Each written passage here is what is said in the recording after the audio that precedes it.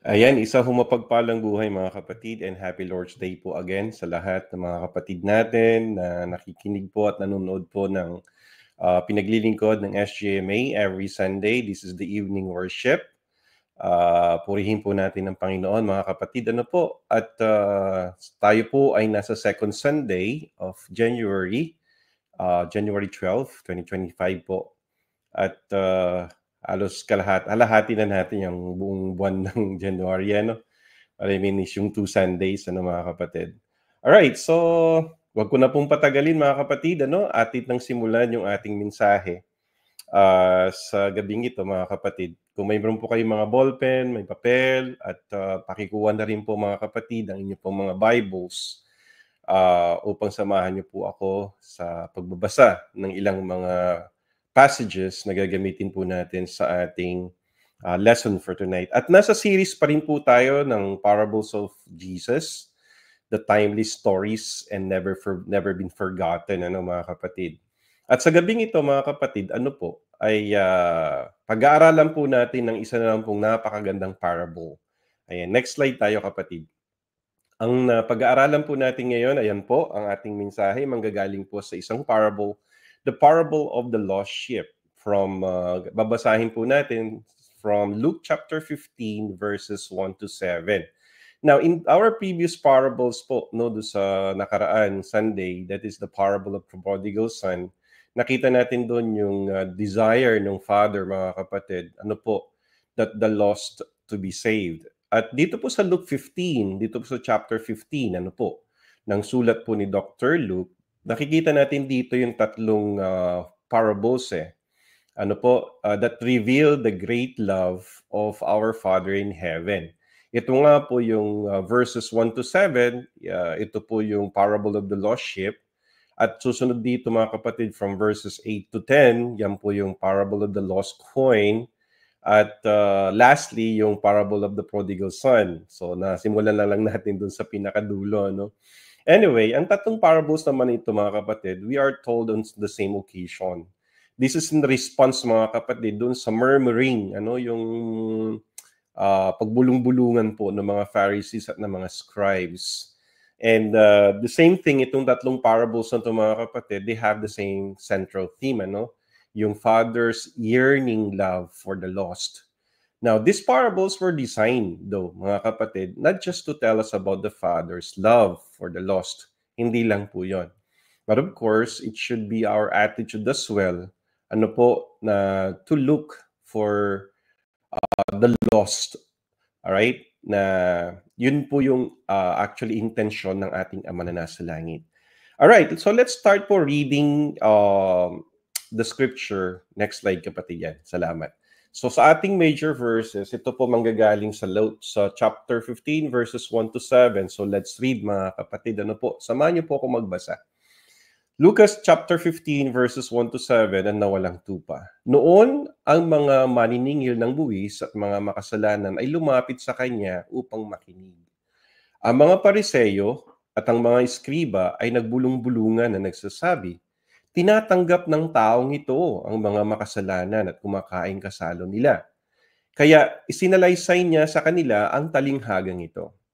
Sino sa inyo ang mayroong 100 tupa at nawalan ng isa sa mga iyon ay hindi iiwan ang 99 sa ilang at hahanapin ang nawawala hanggat ito'y kanyang matagpuan.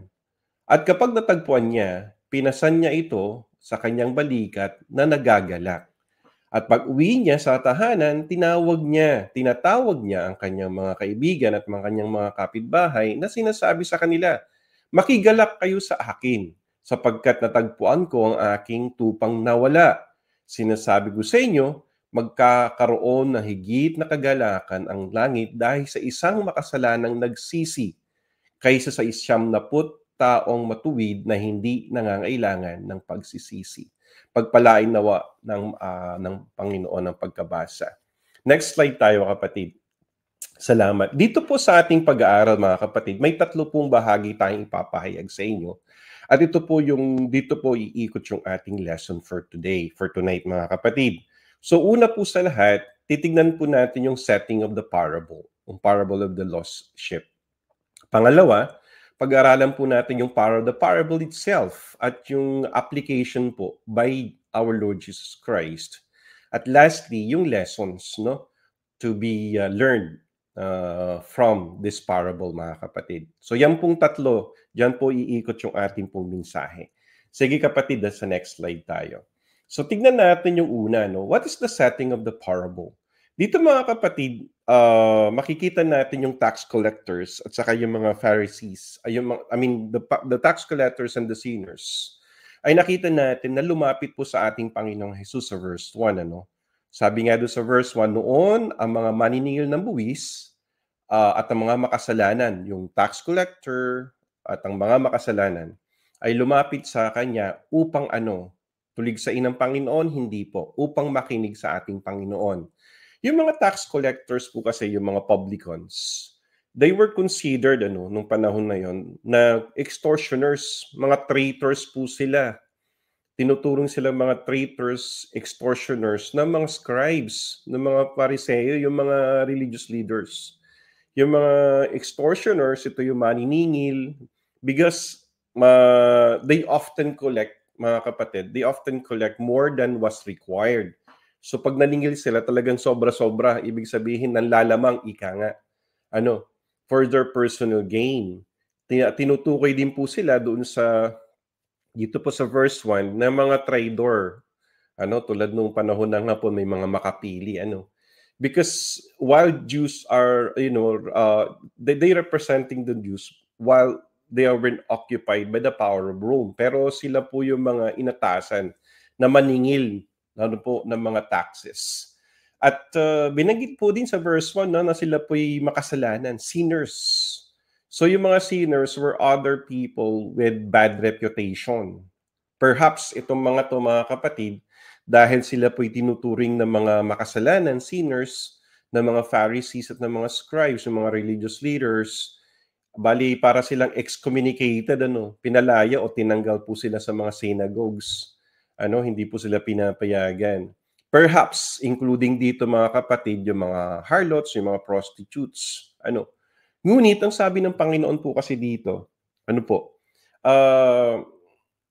sa Matthew, kung babalikan po natin sa Matthew, sabi po sa Matthew 21, mga kapatid, verses 31 to 32, ito po yung sinasabi po, na ito po yung sinabi ng Panginoon na tumutukoy po sa mga tax collectors at sa mga prostitutes. They're actually receptive eh. Sila po yung mga receptive. Ibig sabihin, mga kapatid, very interested sila sa preaching of the kingdom. Very interested po sila. Kung babasahin po natin back to sa verse 1, mga kapatid, talagang lumapit sila sa Panginoong Jesus para makinig. So dito sa Matthew chapter 21, verses 31 to 32, ito po yung sinasabi. Alin sa dalawa, sabi po dito, alin sa dalawa ang gumaganap ng kalooban ng kanyang ama?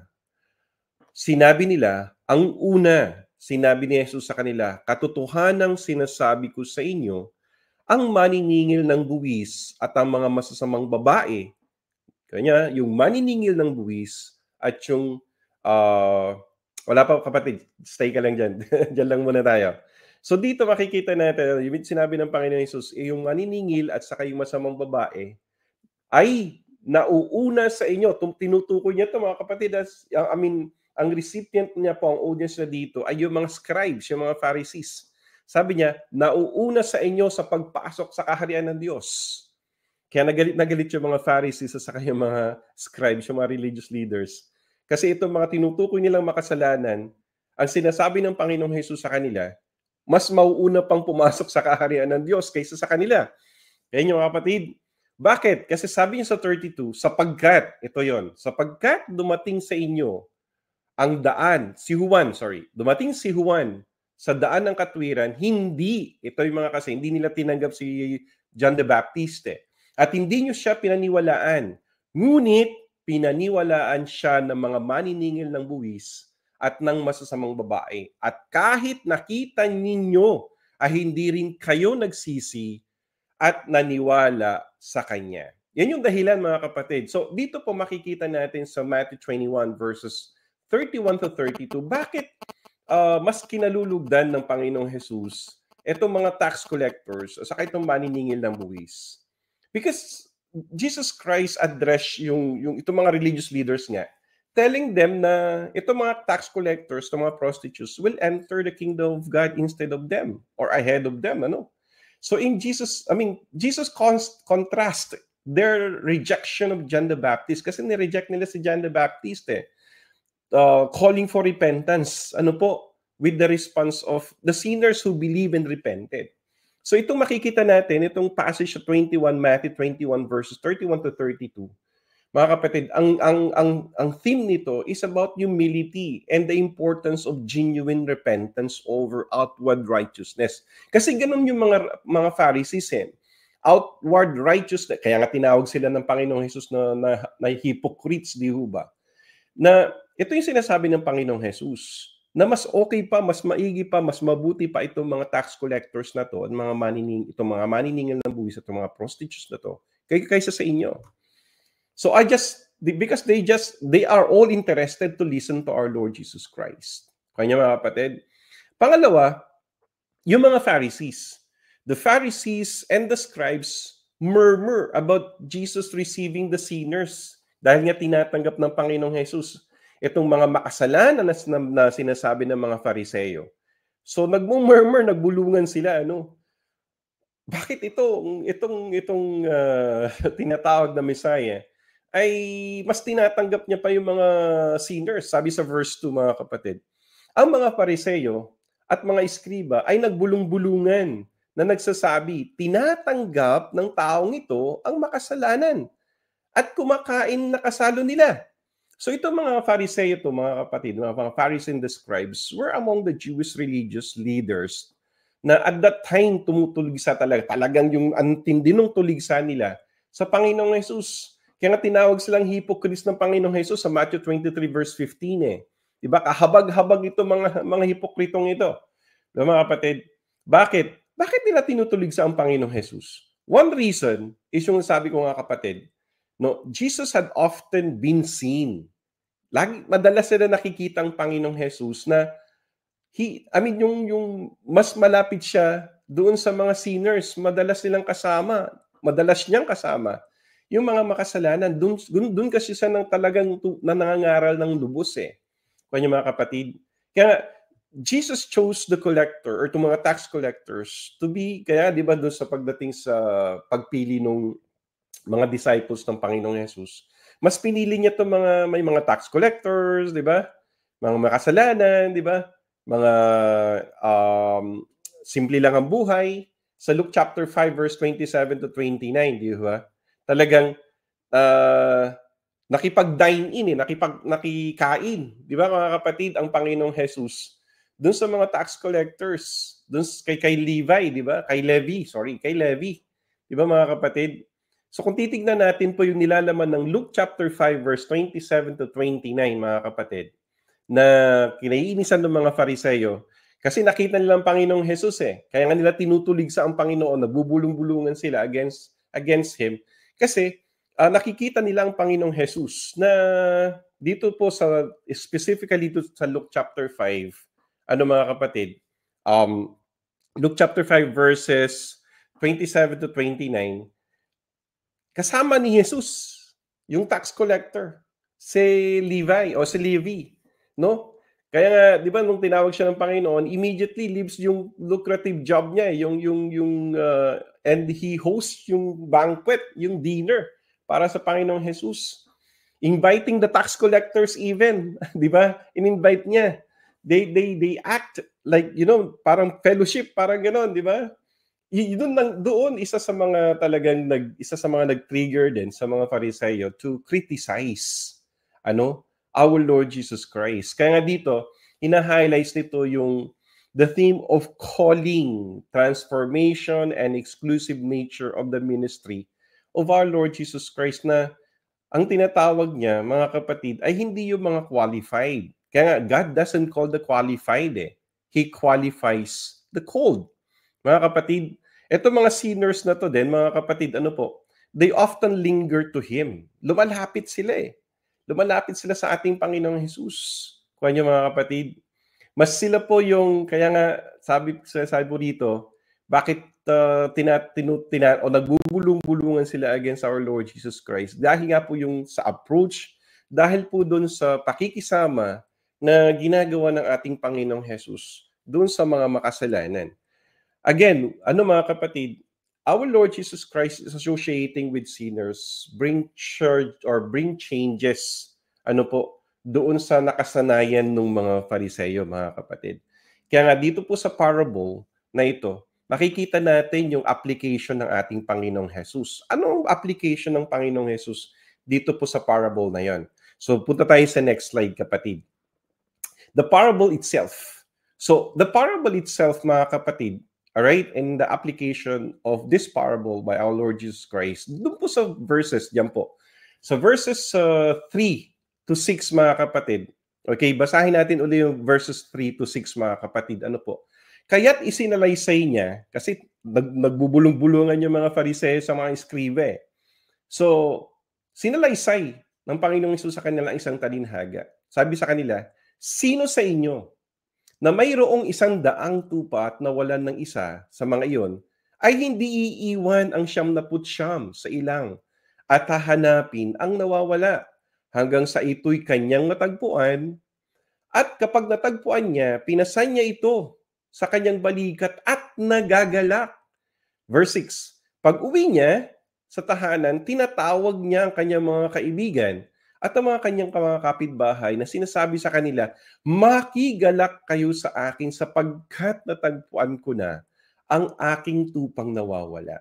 So dito po makikita natin, mga kapatid, no, dito sa verses 3 to 6 po, the parable itself, it emphasizes yung length, yung dimension, yung lawak, ang lalim, to which God goes to seek out.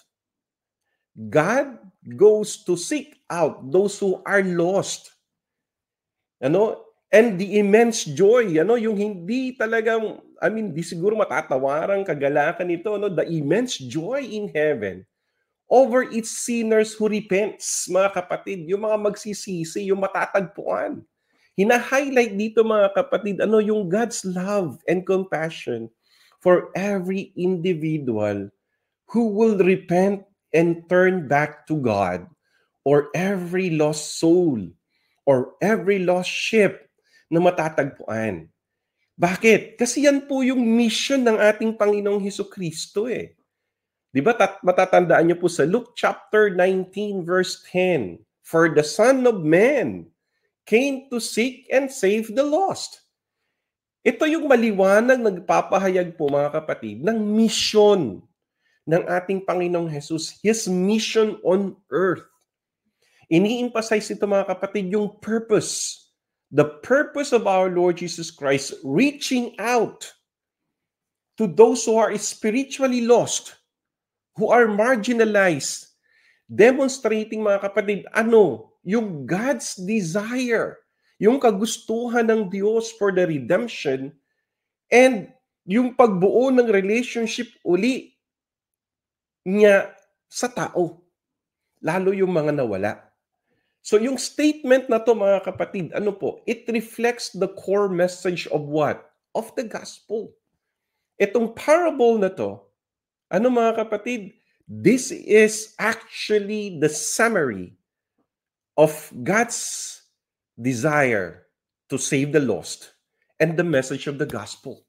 That Jesus came, mga kapatid, dumating ang Panginoon, isinugo ng Ama ang kanyang bugtong na anak to offer salvation to all, para sa lahat, regardless of their status in life, regardless of their past, regardless of their sins, to restore them, to restore us, mga kapatid, to the right relationship with God, which was broken because of mga kasalanan, because of our iniquities, because of our sins, kaya nasira yung relationship natin sa Diyos, which is, yan yung mission ngayon ng ating Panginoong Jesus. And that is the parable itself. Ito yung pinapahayag ng Panginoong Jesus, mga kapatid. Dito natin makikita na pinahayag ng Panginoong Jesus mismo sa kanila, itong mga Pharisees na to, sa mga eskriba na to, that they are hypocrites. nilabas dito yung hypocrisy nila, yung inconsistency nila, yung ignorance nila, mga kapatid, on the truth, on the mission, on the gospel of our Lord Jesus Christ, on the divine plan of our Lord God. Kanya mga kapatid, kaya nga di ba sinalin sila ng Panginoon, what man of you? Anong klaseng tao kayo? Di ba? Na nawalan kayo ng isang tupa, hindi nyo ba iiwan yung 99 at hahanapin yung nawala? Yun ang sinasabi ng Panginoong Hesus sa kanila. Any of them na may 100 na tupa, nawala yung isa, naligaw yung isa, diba? Ito yung tanong ng Panginoong Hesus sa kanila. Would you leave? Sabi ng Panginoon sa kanila, would you leave the 99 and go after the lost one until you found it? Until you find it? Iiwan nyo ba yung 99? Mga kapatid, ano pa yung question niya? Ayan, would you bring it home na may kagalakan, rejoicing? Pangatlo, would you invite others? Would you invite others to rejoice over finding the ship that was lost? Iimbitahan mo ba sila para makigalak sa'yo? Yan yung mga tanong ng Panginoong Hesus sa kanila. Because of their ignorance, because of their inconsistencies, because they are hypocrites, mga kapatid. Now, tignan natin yung application nito. Okay? Next slide tayo, kapatid. Yung application, the application by our Lord Jesus Christ. Okay? Nitong parable na to, mga kapatid. Sa verse 7, andyan makikita yung implication. The implication of the parable and its application by our Lord Jesus Christ, mga kapatid. There's a great joy. If, di ba, nung natagpuan nung pastol, yung tupang nawala, mga kapatid, the lost ship, the lost soul. Anong nangyari? There's a great joy of celebration. Sabi sa verse 7, sinasabi ko sa inyo, magkakaroon ng higit na kagalakan sa langit dahil sa makasalanang nagsisi kaysa sa 99 na taong matuwid na hindi nangangailangan ng pagsisisi. And he's referring to these tax collectors, to these prostitutes, itong mga sinners na to, itong mga lost souls na to, ano mga kapatid, na lumalapit sa ating Panginoong Jesus, nakikinig sa kanyang mga aral, na tinutuligsan ng mga Pharisees at ng mga scribes, bakit nakikihalubilo ang Panginoong Jesus sa kanila? Though the parable is short, mga kapatid, pero it has a huge impact to those who will hear it. Jesus states there is more joy in heaven. Ano mga kapatid? More joy in heaven over one sinner who repents than over the 99 righteous people who do not need repentance. So itong verse, mga kapatid, na to, hina-highlight nito yung value of individual, yung kahalagahan ng bawat isa sa atin sa Diyos. And the focus of repentance, yung kahalagahan ng pagsisisi. So it conveys the idea that God rejoices, mga kapatid, whenever a person turns away from sin and seek forgiveness. So pinapakita dito, mga kapatid, yung love and grace for those who are lost. It reinforces, mga kapatid, yung central theme of the parable in Luke 15, which is my celebration because of the redemption and the joy of reconciliation with God. It's finding the lost ship, mga kapatid. The lost soul is saved, repented soul. Ito yung sinasabi ng Panginoong Jesus. Because the shepherd, our Lord Jesus Christ, finally found the lost ship, mga kapatid, the lost soul, the prodigal son, bumalik sa kanyang ama. Di ba, mga kapatid? What a great joy. Nagagalak ng lubos yung Good Shepherd. Who is our Good Shepherd? Our Lord Jesus Christ. John 10, chapter 11, di ba? John chapter 10, verse 11. So doon nakita natin yung gusto ng Panginoong Jesus na yung relationship ng mga Kristiyano, we believers with our Lord Jesus Christ. Ano yung relationship na meron tayo sa Kanya? The sheep and the shepherd. We are the sheep and He is the Good Shepherd, our Lord Jesus Christ. And God is overjoyed. Punong-puno ng kagalakan ang Panginoong Diyos, mga kapatid. God is overjoyed to have found His lost sheep. The Father is overjoyed, mga kapatid, in finding or the returning of the prodigal son to Him. Luke chapter 15, di ba? Dun sa verses 20 to 24 ng Luke 15. And there's a celebration in heaven. Heaven is rejoicing, mga kapatid. The angels are rejoicing. Luke 15:10. Nagagalak po ang mga anghel sa langit kapag may isang kaluluwa na natagpuan, may isang kaluluwa na na-save. See the importance of every soul. And that is the mere application of this parable na sinasabi ng ating Panginoong Jesus. In this parable, mga kapatid, Jesus shows sabi ko na bang yung kanina, Jesus shows yung hypocrisy and inconsistency and ignorance of those who murmured against Him. But Jesus did much more. Di ba, mga kapatid? He gave us a glimpse into the heart of God and His great love for sinners. Di ba? May kagalakan, great rejoice nung natagpuan ng pastol yung tupa, nilagay niya sa kanyang balikat at nagagalak siya. At pag-uwi niya, tinawag niya lahat ng mga kaibigan niya, makigalak kayo sa akin sapagkat natagpuan ko na ang nawawalang tupa. Bumalik yung prodigal son. May nagrepent na soul. God is rejoicing. Heaven is rejoicing. Sa next slide tayo, kapatid, na Malby, maraming salamat. Next slide tayo, kapatid. All right. Now, let's look at the application. Okay? Next slide tayo, kapatid, na Malby.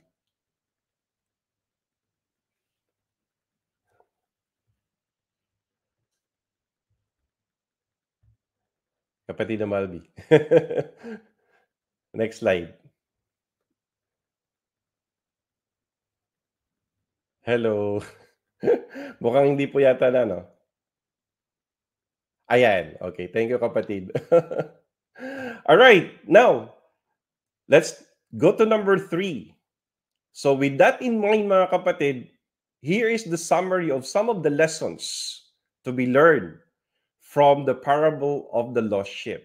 So let's look at the lessons to be gleaned or to be learned from the parable. Number 1, the love of God for those who are lost. God, or yung pag-ibig ng Diyos, is a seeking love. Seeking. Naghahanap. Intentionally. Tulad ng pastol, Tulad ng pastol sa parable, iniwan niya Kaya niyo, mga kapatid, iniwan niya, may action. Iniwan niya, may intention. Iniwan niya yung 99 na mga tupa at hinanap niya intentionally yung nawawalang isang tupa. Di ba sa verse 5? Kaya nga, hindi mahanap ng pastol yung nawalang tupa kung hindi niya iiwan yung 99. Kung wala siyang ginawa, kung wala siyang aksyon na ginawa, mga kapatid. But iniwan niya May intentionally seeking for the lost one, for the lost sheep. Nahanap ba niya? Nahanap niya yung tupa. We can see the care Dung nahanap niya yung tupa, mga kapatid, we can see the care and the love of the shepherd. Tulad ng pag-ibig, tulad ng compassion ng ating Diyos sa bawat isa sa atin. Yung pag-ibig ng Panginoong Hesus sa atin. Anong ginawa niya? Verse 5. At kapag natagpuan niya, pinasan niya ito. Pinasan niya ito sa kanyang balikat. Hindi siya nagagalit. Siya po ay nagagalak. Siya po'y tuwang-tuwa. Punong-puno ng kagalakan, rejoicing. This means, mga kapatid, God is not simply waiting for those who are lost to find Him. God is seeking them. God is seeking them. But we have to continue that seeking purpose bilang mga Kristiyano.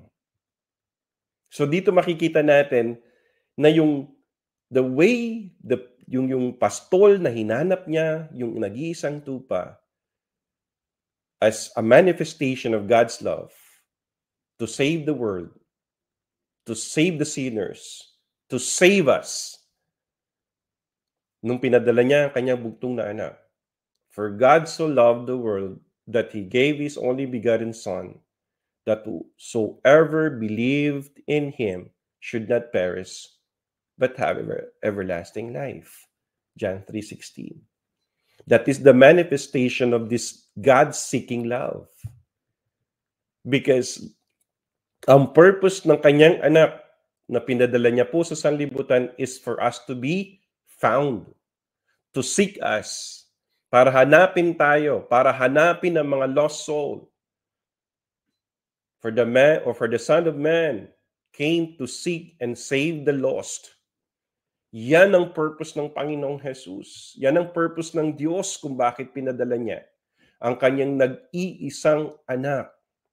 Therefore, we should not be surprised, mga kapatid, to learn na yung kanyang mga disciples, yung mga disciples ng ating Panginoong Jesus, they were involved as well in seeking and saving the lost. Ganon din ang ginawa ng mga apostol. Ganon din ang ginawa ng mga naunang mga Kristiyano sa atin, the first century Christians. Why? Because that's what Apostle says. Imitate me because I imitate Christ, 1 Corinthians. Yun din yung ginaya nila. Yung character, yung intention, yung mission ng Panginoong Jesus. The same thing po sana sa atin. Actually, the same thing sa atin.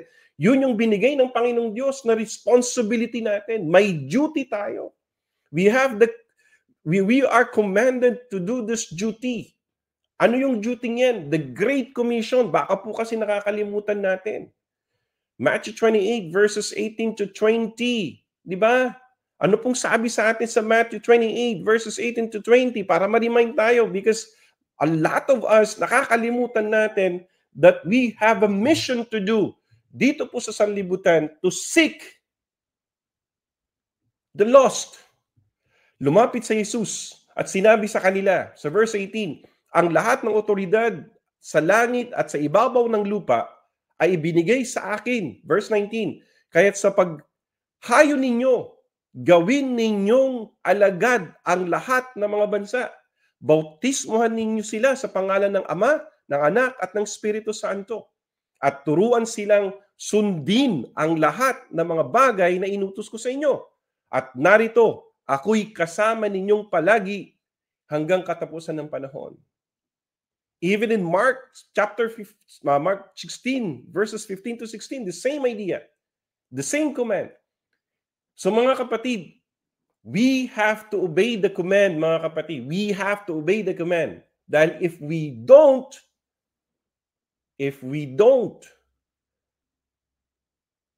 kahabag-habag tayo.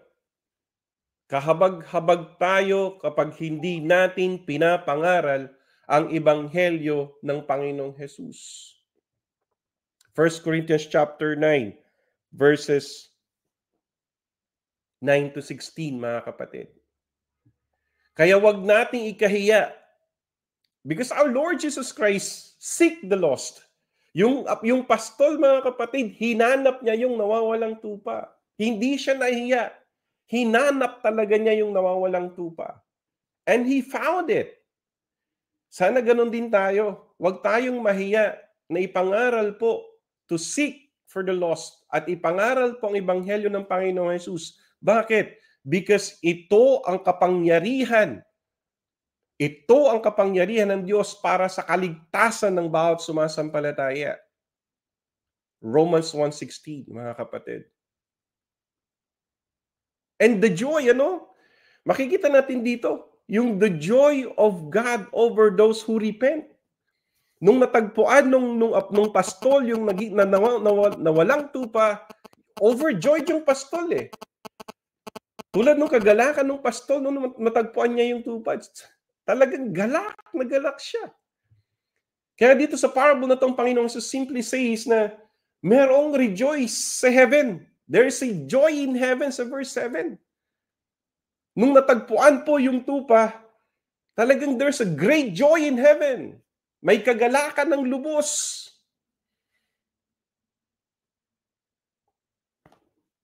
Tulad nung ginawa ng pastol, nung natagpuan niya yung tupa, nung nawalang tupa, makigalak kayo sa akin, sapagkat natagpuan ko na ang aking tupang nawala. Tulad ng kagalakan ng ama, dun sa the parable of the prodigal son. God rejoices when the lost are saved. Alam nyo, nung tayo po ay sumunod sa Ebanghelyo ng Panginoon at tayo po'y nabautismuhan, sumunod sa Ebanghelyo ng Panginoon, the angels were rejoicing. Heaven was rejoicing. Mga kapatid, nung ating pong tinanggap ang Ebanghelyo ng Panginoon, ipagkakait po ba natin ang kagalakan na yan sa mga kamag-anak, kapatid, kakilala natin? Upang sila din po ay maging parte ng kaharian ng Diyos. There will be more joy over one sinner who repents. And rightly so, mga kapatid, ano? And rightly so. In the light of what might happen if the lost had not been found. O kapag yung tupa po ay hindi nahanap.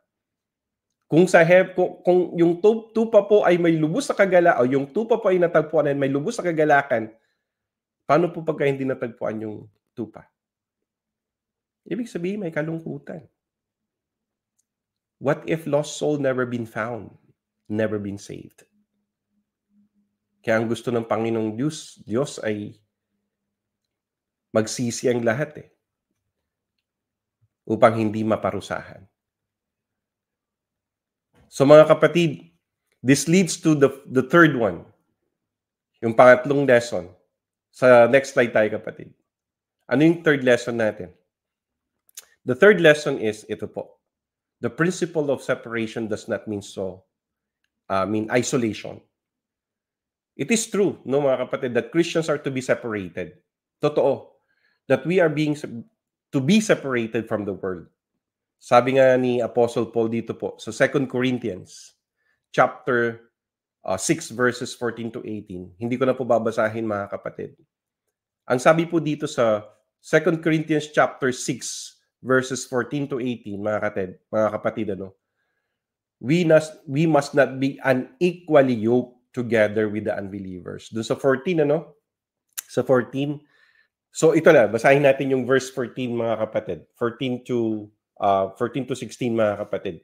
Sabi dito, huwag kayong makipamatok sa mga hindi mananampalataya, sapagkat anong pagsasama mayroon ang katwiran at kasamaan, o anong pagsasama mayroon ng liwanag at kadiliman, at anong pagkakasundo mayroon si Kristo kay Bilyan, o anong bahagi mayroon ang pananampalataya o mananampalataya at sa hindi mananampalataya.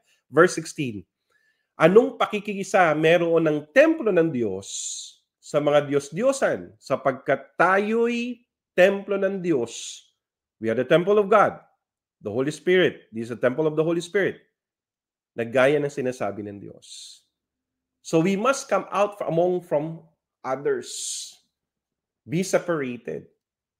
So advice ni Apostle Paul dito po sa sinasabi sa 2 Corinthians chapter 6 verses 14 to 18, mga kapatid, is we all Christians ay hindi po dapat makipamatok sa mga unbelievers.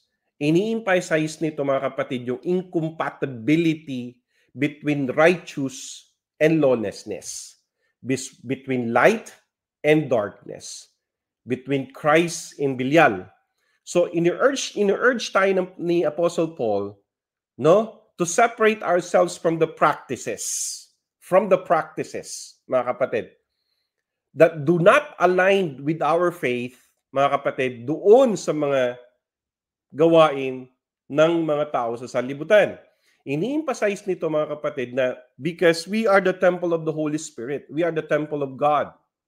Okay? Na hindi ho pwedeng makisalo, makibahagi, mga kapatid, sa anong pong gawain, tradisyon, kultura, anuman ginagawa ng sanlibutan ito. But, may ngunit at may subalit.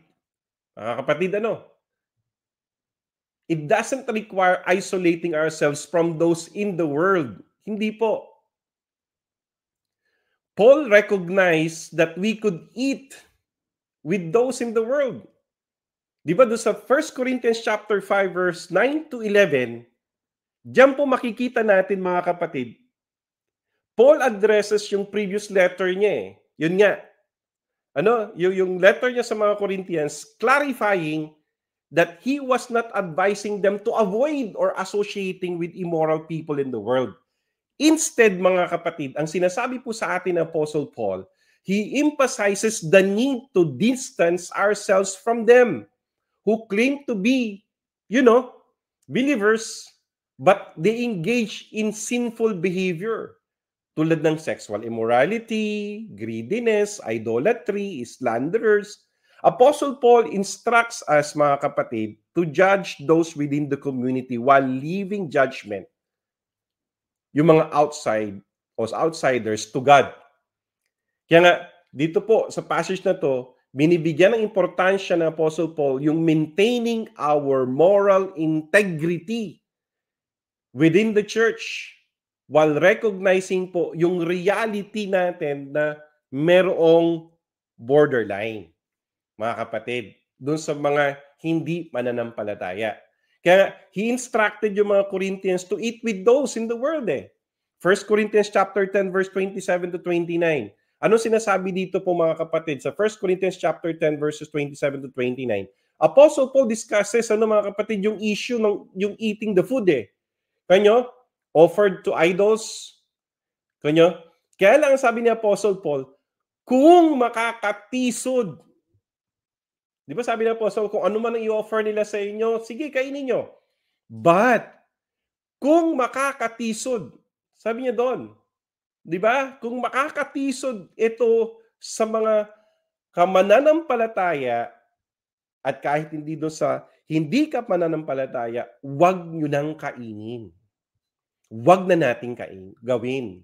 Kaya nga, Apostle Paul is emphasizing, mga kapatid, is self-control.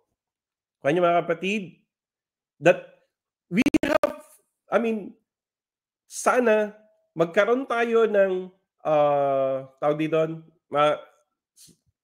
thought, isip, na kapag yung gagawin natin, yung kakainin natin, ay makakatisod po, mga kapatid, ay huwag na natin gawin. Pwede tayong makasalamuha. Why? Because Jesus did. Di ba? Nakisalamuha siya doon sa mga tax collectors, nakisalamuha siya doon sa mga prostitutes, sa mga makasalanan, sa mga sinners. Ngunit hindi siya nagkasala. Jesus certainly ate with the sinners di ba? Sa Luke chapter 15 verse 1 and 2, lumapit nga sila sa kanila sa kanya, di ba? Yung mga tax collectors and the sinners, they gathered and listened to our Lord Jesus Christ. Pinagtabuyan ba sila ng Panginoong Hesus? Hindi. Inaralan sila ng Panginoon. Therefore, mga kapatid, we Christians should be the salt and the light of the world, tulad ng ating Panginoong Hesukristo. But how can we be light and salt and light of the world if we don't mingle, di ba? If we don't expose ourselves to the world. What I mean by expose ourselves to the world, let's expose the light of our Lord Jesus Christ to the world through us. Sa pamamagitan po ng pangangaral ng salita ng Diyos, sa pamamagitan po ng sinasabuhay natin yung character and the divine attitude of our Lord Jesus Christ nakikita sa atin. Kuha niyo mga kapatid? So the light of the world, we are the light of the world, we are the salt of the world unless makita tayo. Makita sa atin yung light. Kuha niyo mga kapatid. Kaya doon sa Matthew chapter 5 verses 13 to 14 mga kapatid, ano po? Sabi dito, kayo ay asin ng lupa. Ngunit kung ang asin ay tumabang, paano maibabalik ang alat nito? Wala na itong kabuluhan, maliban sa itapon sa labas at tapak-tapakan ng mga tao. Sa verse 14, kayo ang ilaw ng sanlibutan. Ang isang lungsod na nakatayo sa ibabaw ng isang burol ay hindi may tatago. Jesus uses a metaphor, no, mga kapatid, the metaphor of salt and light to describe our role as His followers in the world. To what? To seek the lost. To seek for the lost. He states we Christians are the salt of the earth, emphasizing our responsibility to preserve the goodness and add flavor to the life. And what is that? The truth. Yung salita ng Diyos. But if salt loses its saltiness, wala na siyang kabuluhan. We are worthless if we don't intentionally seek for the lost. Just like what the shepherd did. Hindi na tayo salt of the world. Hindi na tayo light of the world. Kuha niyo mga kapatid. We as followers, we as disciples of our Lord Jesus Christ, we should be the light of the world, signifying what? Signifying yung role natin. Yung role, may role po tayo, illuminating the truth and guiding others, guiding the lost, seeking for the lost sheep. Diba? A city in a hill cannot be hidden, illustrating that we are the witnesses, should be visible and impactful, encouraging others to glorify God through our good deeds. Mag-glorify ang Diyos. Sana maging katulad tayo nung pastol, intentionally seeking the lost sheep. Mga kapatid, sa ating pagtatapos, next slide tayo kapatid. Sa ating po pagtatapos mga kapatid, ang mensahe po ng parable of the lost sheep dito po sa Luke chapter 15 verses 1 to 7. Indeed mga kapatid, love for the lost may sometimes that we might have to go to the wilderness, go to the world. Yan naman kasi ang bilin sa atin ng Panginoon. Go and preach. Where do we preach? We preach the gospel to those who are lost. Go to all the places where lost souls are present and to find one which is lost. Kahit na may mag-murmur po, kahit na may mag-reject sa atin, kahit na may mag-persecute sa atin, ano po, na ayaw tayong tanggapin, go and preach the gospel. Mga kapatid, we should be demonstrating the kind of love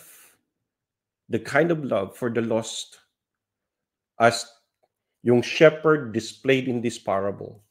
Just like the father who received the prodigal son, just like the shepherd, the good shepherd who seek for the one lost sheep at natagpuan niya.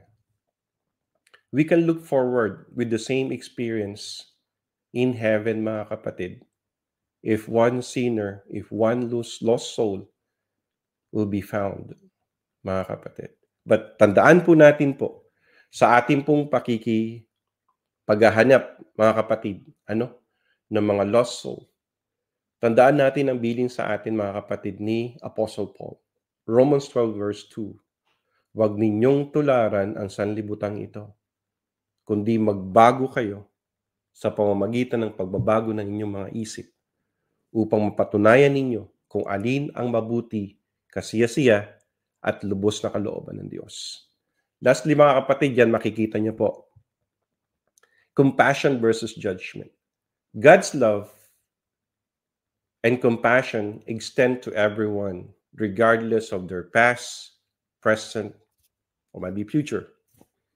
But yung judgment ng Pharisees, however, they focus on the rigid rules in legalism, failing to see the need for mercy and forgiveness. Sana mga kapatid, let's take the attitude of the shepherd, the love of God to seek for the lost. Purihin natin ang Panginoon mga kapatid. All glory to God and God bless you po. Happy Lord's Day mga kapatid.